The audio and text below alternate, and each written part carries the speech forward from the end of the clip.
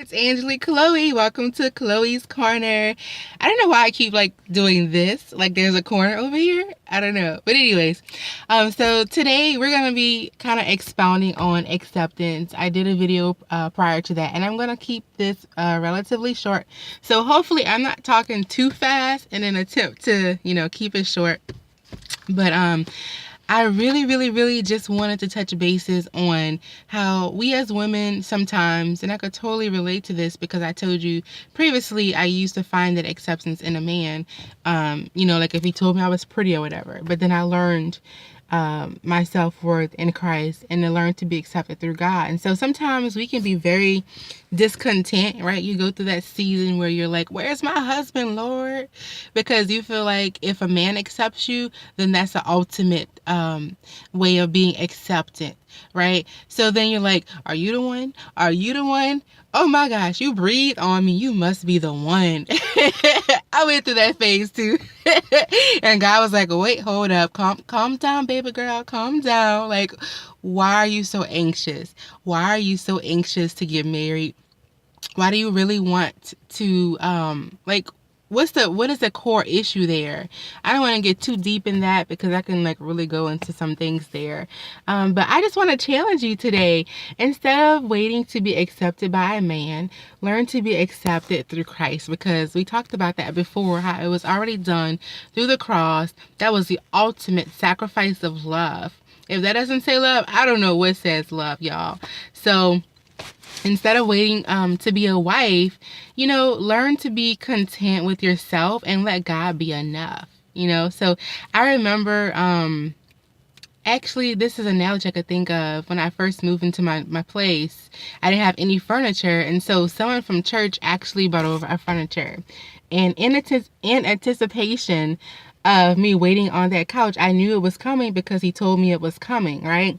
So I began to prepare, and I began to sweep and mop the floor where that place, to clear that spot out and that space to receive that couch, because I knew it was coming. So it's the same way with God. So it's like, if God tells you, first of all, you need to pray to God and find out, Lord, do you have for me to be a wife? And if you don't have for me to be a wife, I'm so content in you because you're so enough. And that takes a process to grow through.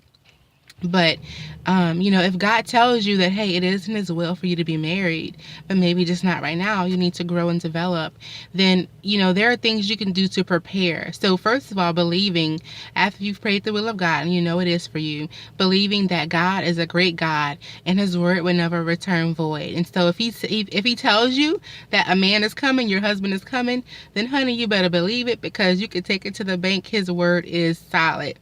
So do things to prepare, don't be obsessed about getting married. Just be content with yourself. Learn more about yourself. Learn who you are in Christ. Take time to be a good steward of your finances. Maybe you're not a great cook. I don't know. Some people, love to cook. Some others don't. So maybe take a cooking class. But I want to also expound upon what we talked about previously when we talked about, I was telling you that I court myself and I take myself out on dates. I'll go to the movies or wherever, do whatever I want to do. So I want to challenge you to do the same thing. So starting now with this week, and moving into the last week of April, maybe I'll be checking in. I want you to leave comments, and I want to challenge you to, take yourself out on a date. Maybe one day out of the week, maybe on a Friday, maybe on a Saturday, whatever day that is, go to the movie. Start small. You can go, I don't know, go sit at the park and spend quiet time with just you and God. You can go bowling. It doesn't have to be anything expensive. You can, just whatever you like to do. If you like to take a painting class, take a painting class, take a cooking class, do any of those things. So you can take time to grow and develop. Eventually, I'll start a blog with more practical things about how you can actually apply these things that I talk about in the video. So, but for now, I'm just gonna do the video. And I said I was gonna keep the videos 5 to 7 minutes, so it's almost getting 5 minutes. So I'm gonna actually stop the video here, and I'm gonna come back and do a part 2 to this, so that you're not, it's not a long video. Okay, I'll talk to y'all in a second. Okay, bye.